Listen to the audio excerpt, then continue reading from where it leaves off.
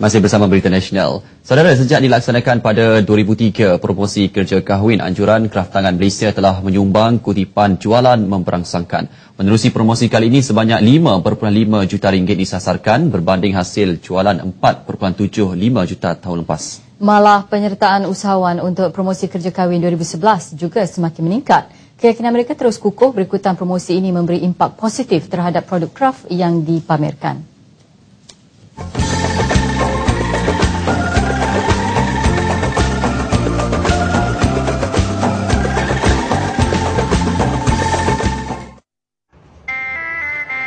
Sebaik musim cuti sekolah bermula, kenduri kahwin turut rancak di sana-sini.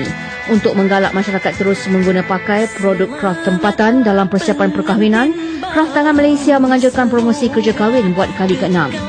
Pelbagai produk kraftangan perkahwinan pada harga berpatutan ditawarkan kepada orang ramai. Ia terdiri daripada busana serta aksesori pengantin, gubahan hantaran, bekas hantaran, produk hiasan resepsi majlis perkahwinan dan pemakanan. Promosi kali ini disertai 146 usahawan, manakala gerai perkhidmatan perkahwinan menempatkan 105 usahawan. Rata-rata yang mentai promosi kerja kahwin mengakui banyak pulangan yang dia perolehi. Saya masuk promosi kraftangan ni, perkahwinan ni daripada tahun pertama dah, bermakna tahun ni dah 6 tahun. So dah bermakna dia punya promosi tu bagus. Makin lama makin ada peningkatan dia daripada semasa ke semasa, daripada tahun ke tahun permintaan dia makin lama makin besar. So far kita dah masuk dalam 3 tahun berturut-turut.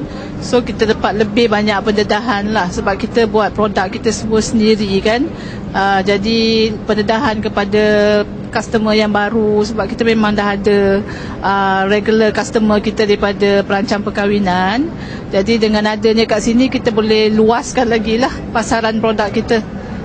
So far alhamdulillah lah, memang kita dapat banyak feedback lah lepas pameran ni. Dan setahun tu kira dari kita masuk tu sampai akhir tahun, kira tempahan tu memang sedia dah. Dia akan berhubung dengan kita, dengan kad kita yang diambil tu. Kira dia berhubung dengan kita setiap kali ni lah. Menerusi pameran ini, kebudayaan, adat istiadat dan gaya hidup masyarakat berbilang kaum yang semakin ditelan zaman diketengahkan semula untuk tatapan generasi hari ini. Kita lihat butik-butik yang lain terlalu banyak konsep-konsep moden. Jadi konsep tradisional ni seakan dilupakan. Saya mengetengahkan konsep tradisional dan saya gabungkan dengan songket, anyaman dan lebihkan kepada